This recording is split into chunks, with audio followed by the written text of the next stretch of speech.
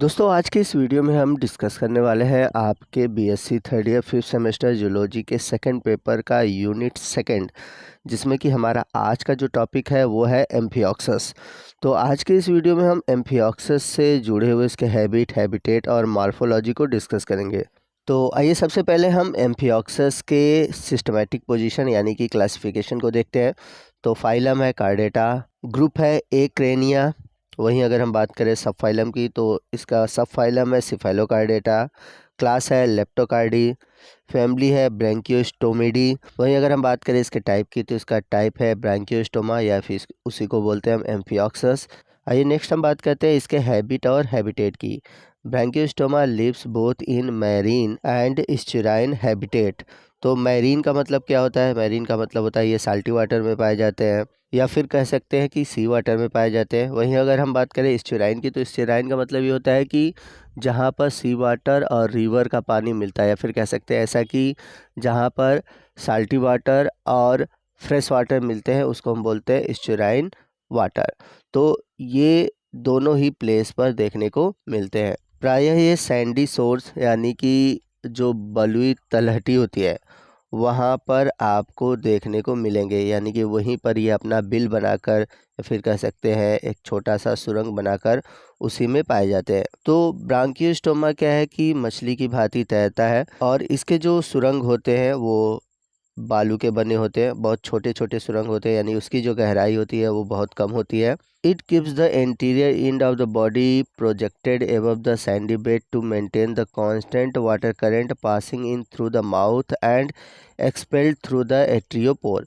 तो ये करते क्या है कि जब ये बरों के अंदर रहते हैं तो अपना जो एंटीरियर एंड है वो बाहर की ओर रखते हैं, जिससे कि क्या होता है कि वाटर करंट इनके जो माउथ वाला रीजन है यानी कि जो एंटीरियर रीजन है उससे चलता रहता है। तो इससे होता क्या है कि इनके बॉडी में ऑक्सीजन का लेना और CO2 का जो है बाहर की ओर देना, तो ये गैसियस एक्सचेंज आसानी से वाटर के थ्रू होता रहे और ये एट्रियोपोर के थ्रू चीज़ों को एक्सपेल करते रहे, यानी कि बाहर की ओर निकालते रहे। और एम्फिऑक्सस भी एक प्रकार से सीलियरी मूड ऑफ फीडर होते हैं, यानी कि इनके माउथ के पास सीलिया पाई जाती है।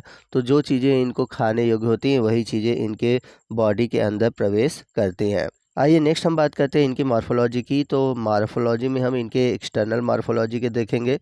तो अगर आप एम्फिऑक्सस को देखें कुछ इस तरह दिखाई देता है। सबसे आगे की ओर आप देखेंगे रोस्ट्रम है, नोटोकॉर्ड है। फिर आप देखेंगे कि इसके ऊपर ऐसी धारियां दिखाई देती हैं जिसे मायोटोम्स या फिर मायोमियस कहते हैं। आगे की ओर बक्कल सिराई पाई जाती है और इनका एक कैरेक्टरिस्टिक फीचर है कि इनमें ओरल हुड देखने को मिलता है और इस टॉपिक से रिलेटेड क्वेश्चन पूछे जाते हैं।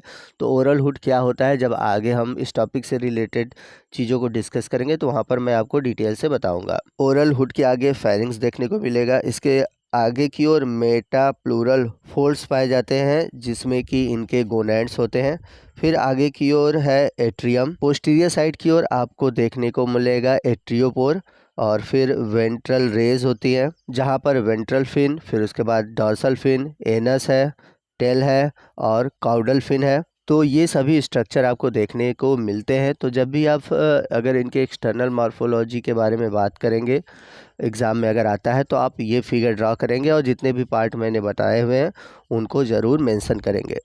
आइए हम बात करते हैं अब इनके शेप, साइज़ और कलर की। तो इनका जो साइज़ होता है वो लगभग 3.5 से लेकर 6 सेंटीमीटर के बीच होता है। इनकी बॉडी जो होती है वो सिलेंड्रिकल होती है, ट्रांसल्यूसेंट होता है। ट्रांसल्यूसेंट कहने का मतलब इनका शरीर पारदर्शी होता है और ये देखने में आपको फिश लाइक दिखाई देंगे। लेटरली देखा जाए तो ये कंप्रेस्ड होते हैं यानी कि चिपटे होते हैं और इनके जो दोनों इंड है, ठीक है, ये दोनों इंड क्या होते हैं, नुकीले होते हैं। तो पॉइंटेड इंड होने की वजह से इन्हें लैंसलेट भी कहा जाता है। अगर हम इनके आगे के 2/3 पार्ट देखें बॉडी का तो रफली ट्रायंगुलर होता है और पोस्टीरियर जो थर्ड रीजन है वो ओवल होता है। तो इनका जो पॉइंटेड इंटीरियर रीजन होता है, ठीक है, जिस पे कि स्नाउट जिसे हम बोलते हैं थूथुन, वहीं पर रोस्ट्रम पाया जाता है और रोस्ट्रम के नीचे ही आपको ओरल हुड देखने को मिलते हैं। तो ओरल हुड का जो फॉर्मेशन होता है वो डार्सल और रेट्रल प्रोजेक्शन को मिलाकर होता है। इसमें देखा जाए तो कम से कम 20 या 20 से अधिक ओरल सिराई या फिर टेंटिकल्स पाए जाते हैं। तो यहाँ पर आप फिगर में देख सकते हैं, यहाँ पर बक्कल सिराई है जिनकी जो संख्या है 20 या 20 से अधिक होती है। तो अगर हम बात करें इनके बॉडी डिवीज़न की, तो इनके बॉडी को 2 रीजन में बांटा गया है, ट्रंक एंड टेल। तो इनमें आपको सिविलाइजेशन देखने को नहीं मिलता, यानी कि हेड रीजन नहीं पाया जाता। इस वजह से इन्हें हम बोलते हैं एक्रिनिएटा, और या फिर ऐसे भी कह सकते हैं कि हेड न पाए जाने की वजह से इन्हें एक्रिनिएटा समूह में रखा गया है। अब यदि हम बात करें अपर्चर की, तो इनके बॉडी में 3 अपर्चर पाए जाते हैं। पहला है माउथ, दूसरा है एट्रियोपोर और तीसरा है एनस। तो तीनों ही पार्ट मैंने आपको डायग्राम में दिखाया हुआ है। फिर उसके बाद रोस्ट्रम के नीचे की ओर ओरल हुड पाया जाता है, जैसा कि आपने फिगर में देखा है। वहीं अगर हम बात करें इनके माउथ की, तो इनकी माउथ बहुत बड़ी होती है, और एंटीरियो और वेंट्रल जो अपर्चर है उसके बॉर्डर पर ओरल हुड पाए जाते हैं। वहीं अगर हम बात करें एट्रियोपोर की, तो एट्रियोपोर स्मॉल होता है, मिड वेंट्रल राउंडेड अपर्चर होता है, और ये जो एट्रियोपोर है ये वेंट्रल फिन के फ्रंट पर पाया जाता है। वहीं अगर हम बात करें एनस की, तो ये आपको एसिमेट्रिकली जो मिड वेंट्रल लाइन है उसके बेस में काउडल फिन होता है, वहीं पर पाया जाता है। आइए नेक्स्ट हम बात करते हैं इनके फिन्स और फोल्ड की। तो ब्रांकियोस्टोमा में 3 अनपेयर्ड फिन्स पाए जाते हैं। कौन कौन से हैं? डॉर्सल, कॉर्डल और वेंट्रल। तो आइए आपको मैं फिगर में एक बार फिर से दिखा देता हूं। तो यहाँ पर आप देख सकते हैं, आपको मिलेगा वेंट्रल फिन, ये है कॉर्डल फिन और ये है डॉर्सल फिन। यहाँ पर आप एक इम्पॉर्टेंट चीज़ ये ज़रूर याद रखिएगा कि इनमें जो फिन्स होते हैं वो पेयर्ड नहीं होते, यानी कि सिंगल पाए जाते हैं। तो अगर हम बात करें डॉर्सल फिन की, तो जो डॉर्सल फिन है वह मिड डॉर्सल जो साइड है उसके पूरे एरिया पर रन करता है, यानी कि उसके पूरे लेंथ पर ये देखने को मिलता है। तो यहाँ पर आप देख सकते हैं ये डॉर्सल फिन है। तो डॉर्सल फिन जो है ये पूरे एरिया पर कवर किए हुआ है। तो यहाँ पर आप देख सकते हैं डॉर्सल फिन रेस की बॉक्सेस पूरे बॉडी पे पाई जा रही है, और ये पूरा एरिया जो डॉर्सल साइड का है ये कवर किए हुआ है।